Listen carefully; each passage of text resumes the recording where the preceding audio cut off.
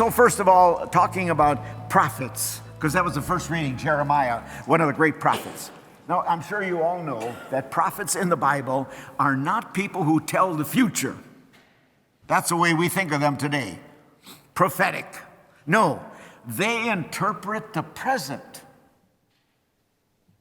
to tell people if they continue to do what they're doing, they're going to end up in trouble. We have trouble interpreting the present.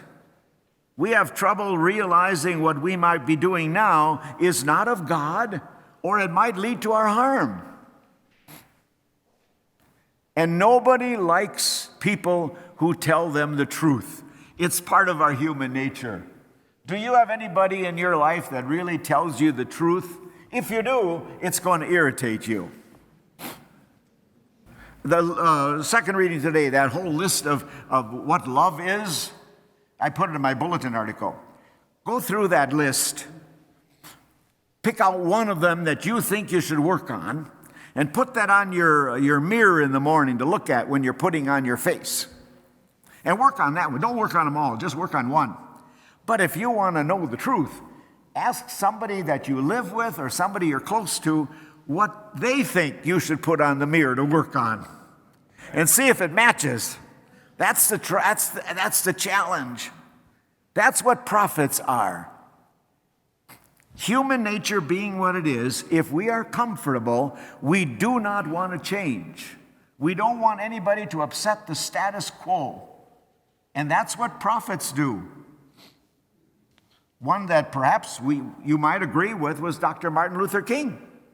He came and he challenged the status quo. And so many people hated him. Now that he's been assassinated, we build statues to him. We have a national holiday. We always honor prophets when they can no longer challenge us. But that's what Jesus came to do, to challenge us, to challenge the status quo. In that first reading from Jeremiah, about 100 years before Jeremiah was the prophet Isaiah, and he prophesied to the Israelites, the people of Jerusalem, that the Assyrians were coming, but if they're faithful to God, that they will be defeated. And they were. 100 years later comes Jeremiah in Jerusalem, and he tells the people, because you are not following God's ways, Jerusalem is going to be destroyed. And they tried to kill him several times, if you read the prophet Jeremiah. And eventually the Babylonians did come in 587 and level the city. We don't want to hear that. Did anybody ever tell you if you continue to do this and this, you're going to get in trouble? If you continue to drink more and more, you're going to get in trouble? If you continue to eat more and more, you're going to get in trouble? We don't want to hear it. But that's what Jesus comes and talks to us today about. When he talks about love. How do you find love? I mentioned that at the beginning. In our society, love is the movies, Hollywood, Hallmark card, Valentine's Day. Usually for us, again, it's just natural that love, we define love by what we can get out of it. I put it in the email this week. We use love, so we only have one word for love, unfortunately. We love our spouse, we love our children, we love our dog, we love pizza. Figure it out. But if we want to take on his notion of love, and that's why we're here, to be challenged, to grow, to change, our whole concern must be more for the good of others than our own good. The good of others, not our own good. And that's what Jesus came to announce. As I said in my little preface, what do you think went on in Jesus that called him to do this? He went to the synagogue and he basically said to the people, I'm the Messiah. These were faithful Jews. These are God's chosen people. And when he talked in the gospel about Gentiles were being cured, they were filled with rage. Think about January 6th when the people stormed the Capitol. That's what was going on. History repeats itself.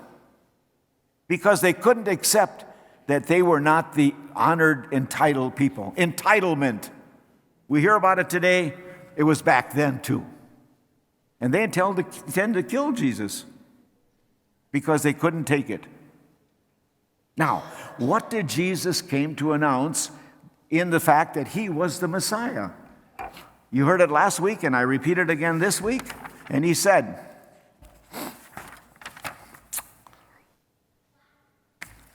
oh, it's back here. The Spirit of the Lord is upon me. He sent me to release captives, recovery of sight to the blind, to let the oppressed go free, to proclaim the year of the Lord's favor. And he said, today, folks, this is fulfilled in me. I'm the Messiah. That's what Jesus wants us to hear today too. That he is in our midst. And if we are his followers, that must become our mission. To accept the fact that God comes for all people. We don't like that. We want to feel included, and we want others to feel excluded. Think of all of our things we talk about. Racism and immigration. We want to be in and we want them out. If we're here to hear this word, to allow it to form us and to direct the way that we're called, like Jesus, to more and more follow God's ways, then we have to take on that mission.